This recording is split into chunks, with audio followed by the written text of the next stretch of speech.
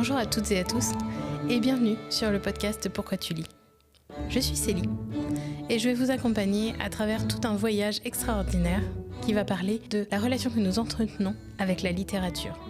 Ce podcast, il ne va pas faire des critiques d'œuvres, je ne vais pas vous donner des livres à lire, des listes de livres à lire, je ne vais pas vous faire mes coups de cœur du moment. On va parler de livres dans ce podcast, ça c'est sûr. Par contre, on va prendre ça sous un angle un petit peu différent.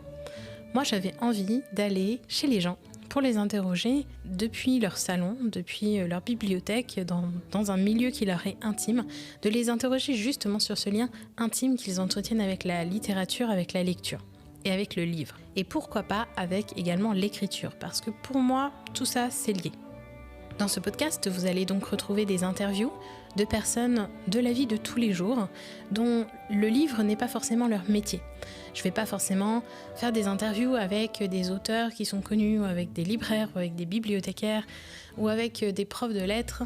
Moi, c'est pas ça qui va vraiment m'intéresser, même si peut-être qu'il y en aura, mais c'est pas tellement ce qui va m'intéresser. Ce qui va m'intéresser, c'est d'aller interviewer des gens qui sont comme vous, qui sont comme moi, qui sont... Enfin, peut-être pas tout à fait comme moi, mais des gens qui sont comme votre voisin, comme votre cousin, comme votre collègue de travail, et puis de leur poser la question de la relation qu'ils entretiennent avec le livre, avec la littérature, avec les histoires, avec leurs héros et leurs héroïnes préférés. Comment le livre et la littérature les a inspirés, comment peut-être est-ce que tout ça, ça a forgé une partie de leur vie, de leur imaginaire, et comment est-ce que les livres ont fait ce qu'ils et elles sont aujourd'hui. Ce qui m'intéresse dans cette démarche, c'est d'aller interroger la relation qu'on a du coup avec la littérature et du coup de poser la question de est-ce que vraiment les histoires, ça peut changer la vie ? Est-ce que vraiment on peut retirer des choses des lectures qu'on fait et des lectures qu'on fait dans la vie de tous les jours quand ce n'est pas notre métier ? On a tous en tête cet exemple de professeur de français qui va vous expliquer qu'en mettant en exergue tel et tel mot dans un texte, tel auteur va vouloir dire ceci ou cela. Vous voyez, même en me l'imaginant, j'ai des images de collège et de lycée qui me reviennent en tête et je suis sûre que vous avez tous également ça.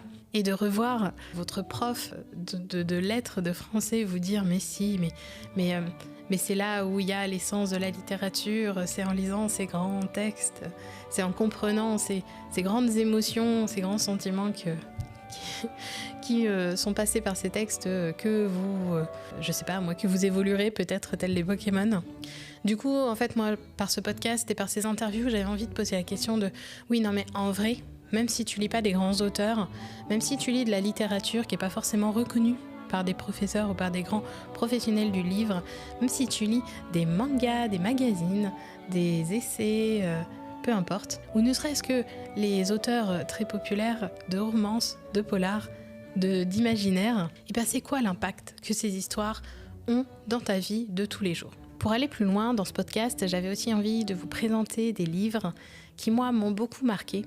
Alors ça peut être des lectures que j'ai fait très récemment, des lectures que j'ai fait il y a longtemps, peut-être des lectures que vous m'avez conseillées, et d'en sortir en fait peut-être des paragraphes, des citations, des actions, des personnages, des situations, je ne sais pas, que sais-je, qui m'ont inspirée, qui m'ont donné envie de faire des choses différentes, qui m'ont donné envie de m'ouvrir au monde, de voir des choses un petit peu différentes et qui m'ont fait avancer. Évidemment, j'espère qu'en faisant ces critiques de livres, d'une certaine manière, c'est-à-dire d'une manière que moi j'appellerais bibliothérapeutique, si je puis m'exprimer ainsi, j'espère que ça va vous donner envie, à vous aussi, de vous interroger sur votre propre lecture, sur ce que vous aimez et pourquoi est-ce que vous aimez lire tel ou tel livre ou tel genre littéraire. Et évidemment que ça va vous donner plein d'idées de lecture. Bien sûr, ce podcast, c'est aussi pour moi l'occasion de vous parler de mon métier, qui est un tout nouveau métier. Pour moi, ça fait pas très longtemps que je me suis lancée. Parce qu'après avoir été pendant longtemps bibliothécaire, je suis maintenant à mon compte et j'ai la joie et le plaisir d'accompagner des individuels et des groupes grâce à cet outil merveilleux qu'est la bibliothérapie.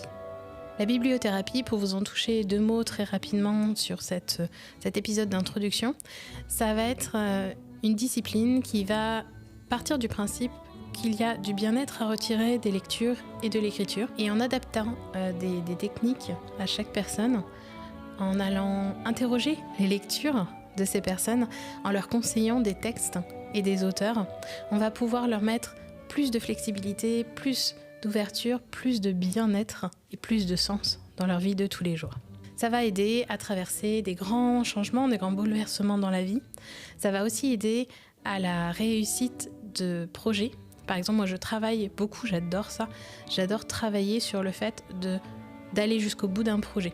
Pour aller jusqu'au bout d'un projet, on va travailler sur le temps que vous allez y mettre, le temps que vous allez pouvoir y consacrer, le sens que vous allez y donner, la motivation aussi, beaucoup qui n'est pas forcément ce que l'on croit. Et l'accompagnement en bibliothérapie, moi, ça va me permettre de vous accompagner jusqu'au bout pour réaliser ce projet qui vous tient à cœur, mais que vous n'avez pas encore réussi à réaliser.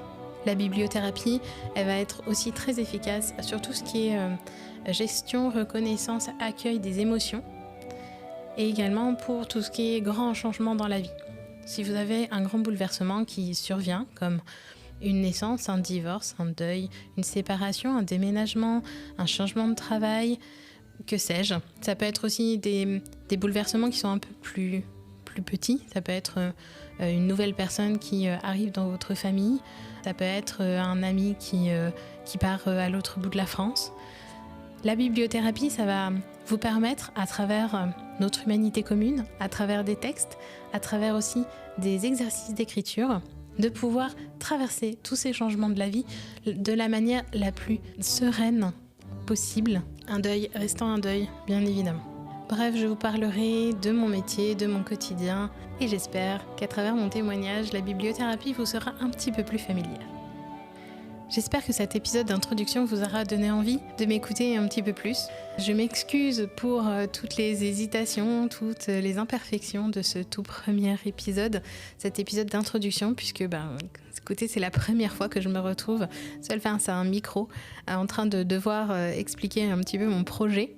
Donc je suis à la fois hyper heureuse, peut-être un petit peu stressée, mais très excitée, très très contente de démarrer cette nouvelle aventure.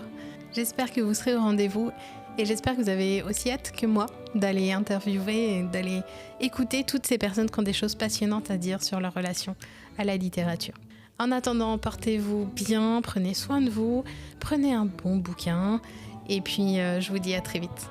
Allez, ciao!